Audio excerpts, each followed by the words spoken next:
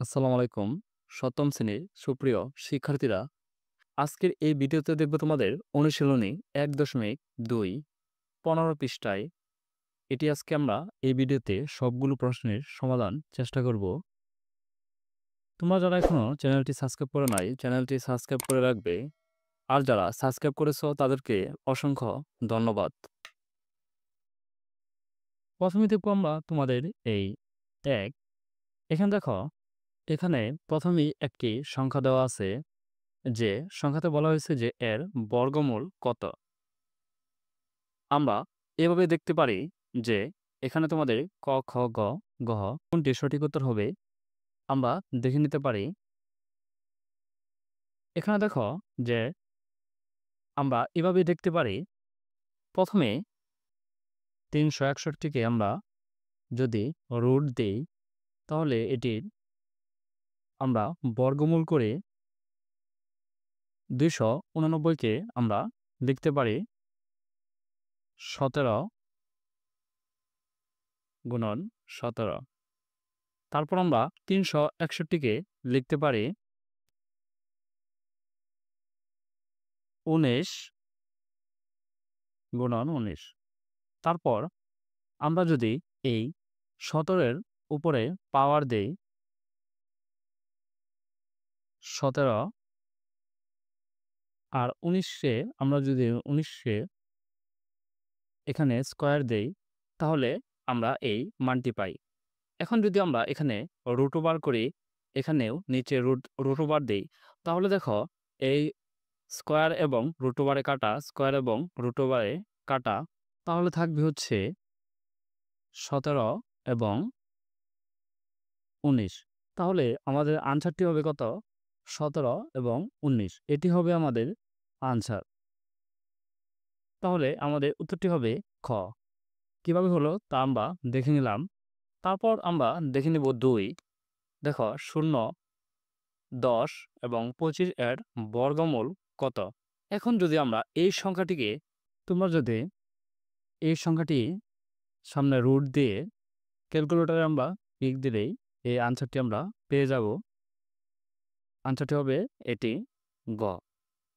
তারপর দেখো যে ৩ নং, একটি মূলদ সংখ্যা হলো, এখানে দেখো ০। এখন দেখো একটি মূলদ সংখ্যা হলো ০, ৫, ৫, ২। তাহলে যেহেতু দেখো ০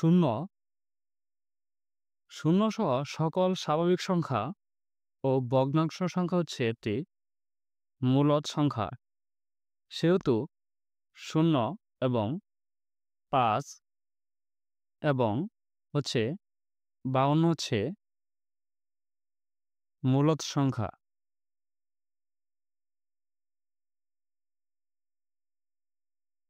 মূলদ সংখ্যা।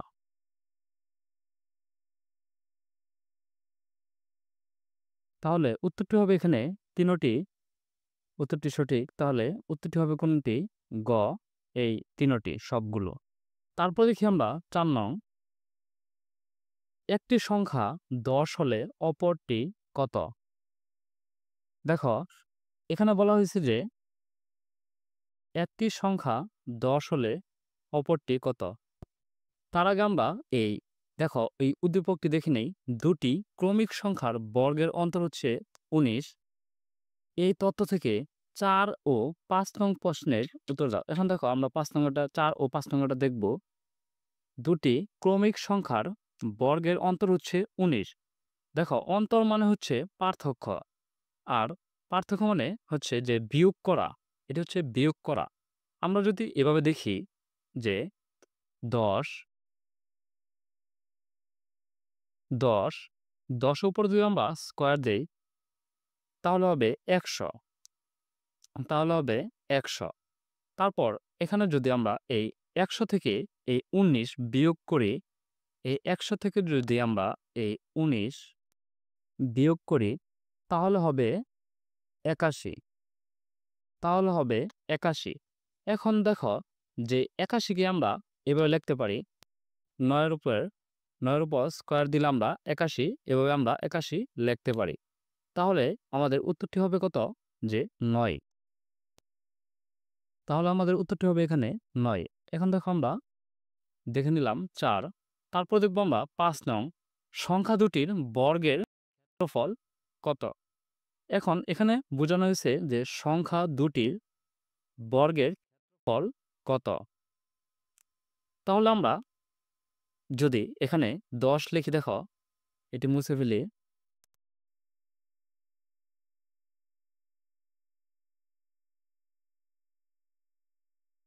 আমরা যদি দেখো এখানে ১০ লিখি, ১০, ১০ এর উপরে যদি আমরা স্কয়ার দেই, তারপর যদি আমরা আরেকটি সংখ্যা লিখি ৯, ৯ এর উপর স্কয়ার দিলে, তাহলে এখানে দেখো ১০ এর উপর স্কয়ার দিলে হয়, এখানে আমরা যদি বাংলায় তাহলে হবে ১০০, ১০০, আর ৯ এর পর স্কয়ার এটি আমরা লিখব কত? ৯০। ৯ এর উপর স্কয়ার আমরা এভাবে লিখতে পারি ৮১। তাহলে দেখো যে ৮১ আর ১০০ যোগ করলে হয় ১৮১। তাহলে আমাদের আনসারটি হবে ১৮১, এই গ। তারপর দেখো আমরা এই ৬ নং দেখে নেব। ০ ইন্টু ০, ১ এর বর্গমূল নিচের কোনটি? এটি যদি তোমরা ক্যালকুলেটরেই আমরা সামনে রুট ওভার দিয়ে বর্গমূল নির্ণয় করতে পারি ক্যালকুলেটর দিয়েই। তারপর তোমরা সমাধানটি দেখে নিতে পারো। তারপর দেখে নেব আমরা ৭। কোন সংখ্যার একক স্থানীয় অঙ্ক ২ বা ৮ হলে তার বর্গ সংখ্যার একক স্থানীয় অঙ্কটি কত হবে?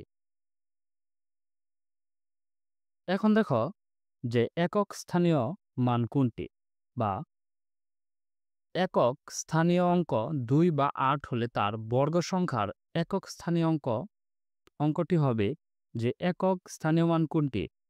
ধরো প্রথমটি হচ্ছে এটি ধরি আমরা, এই সংখ্যাটি আমরা ধরতে পারি, দেখো এটি একক, এটি হচ্ছে দশক, এটি শতক। একক, দশক, শতক এটি আমরা দেখেছি। তারপর যদি আমরা এই সংখ্যাটি আমরা দেখি, দেখো ২, এখানে যদি আমরা লিখি ২, ২ এর উপর স্কয়ার দিলে আমরা দেখো ২ গুণন ২ সমান সমান হবে ৪। তারপর এখানে দেখো ৮, আমরা এই সংখ্যাটি লিখব ৮, স্কয়ার দিলে ৮ ইন্টু ৮ ৬৪। তাহলে দেখো যে আমরা দেখেছিলাম একক, দশক, শতক, এটা হচ্ছে একক স্থানীয় অঙ্ক। তাহলে এখানে দেখো আমাদের এই দুইটি সংখ্যা, এখানে ৪ও হচ্ছে এককে, এই ৪ হচ্ছে একক। তাহলে আমাদের একক স্থানীয় মান অঙ্কটি হচ্ছে ৪। তাহলে আমাদের উত্তরটি হবে ক্ষয়ের এই ৪। আমরা ৮ নং, এটি আমরা মুছে ফেলি। দেখো এখানে ৩, ৭, ৫, ৭, ৩ কে কত দ্বারা গুণ বা ভাগ করলে পূর্ণবর্গ সংখ্যা হবে? এখন দেখি যে পূর্ণবর্গ সংখ্যা, এখন দেখো একটা বিষয় দেখি আমরা যে বর্গমূল এবং বর্গ সংখ্যা কোনগুলো? তোমরা কি জানো যে বর্গমূল এবং বর্গ সংখ্যা কোনগুলো? এখন দেখো যে আমরা যদি বলি ২, ২ গুণন ২, এটি উত্তরটি হবে ৪। এখন দেখো যে এই ২ হচ্ছে এটি মূল, ২ হচ্ছে এটি মূল, এটি হচ্ছে মূল, আর এই ৪টি হচ্ছে যে সংখ্যা। মূল ছাড়া আমরা সংখ্যা পাবো না। এখন দেখো যে ২টি মূল ছাড়া আমরা কিন্তু সংখ্যা পাবো না, এটি হচ্ছে সংখ্যা। তাহলে এটা হবে বর্গমূল, আর এটা হবে বর্গ সংখ্যা। আমরা এই বিষয়টা ভালো করে জানি। তারপরে যদি আমরা দেখি, দেখো এখানে হচ্ছে ৩, ৭, ৫, ৭, ৩, এখানে ৩ আছে ২টি, আমরা এভাবে লিখতে পারি। এখান থেকে লিখি ৩, এখানে দেখো ৩ আছে ২টি, আমরা একটি ৩ এবং একটি ৩ লিখলাম। তারপর দেখো আমরা যদি এভাবে লিখি যে ৩, তারপর ৫, এটা গুণ হবে। তারপর আমরা লিখি ৭, ৭ গুণন ৭। এটি আমরা ব্র্যাকেট দিয়ে দেব। এখন দেখো এই ৩, ২টি ৩ আছে, এখানে ৭ ২টি আছে। জোড়াবিহীন আছে শুধু ৫, ৫ শুধু জোড়াবিহীন। এখানে ৫ হচ্ছে জোড়াবিহীন। এখন দেখো ৩, ৫ এবং ৭ কে ৫ দ্বারা যদি গুণ বা ভাগ করলে পূর্ব এখানে যদি আমরা আরেকটি সংখ্যা দেই ৫, তাহলে এই ৫ হচ্ছে জোড়া হবে। তাহলে আমরা যদি এই ৫ দ্বারা গুণ বা ভাগ করলে পূর্ণবর্গ সংখ্যা হবে। এই ৫ ছাড়া আরেকটি ৫ যদি আমরা যোগ না করি তাহলে কিন্তু পূর্ণবর্গ সংখ্যা হবে না।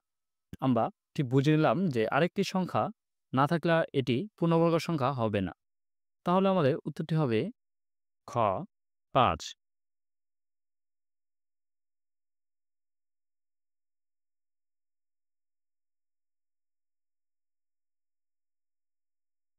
তারপর আমরা দেখি ৯, নিচের কোনটি অমূলদ সংখ্যা? আমরা এটি দেখি যে নিচের কোনটি অমূলদ সংখ্যা।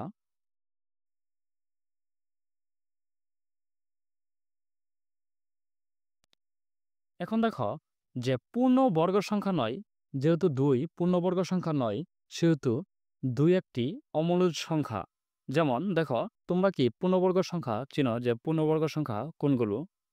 দেখো যেমন দেখো ৪, ৪ হচ্ছে পূর্ণবর্গ সংখ্যা। দেখো এখন যদি আমরা এই ২ এবং ২ গুণ করি তাহলে এটি হবে পূর্ণবর্গ সংখ্যা। আর এখানে যদি আমরা লিখি ৯, ৯ হচ্ছে একটি পূর্ণবর্গ সংখ্যা।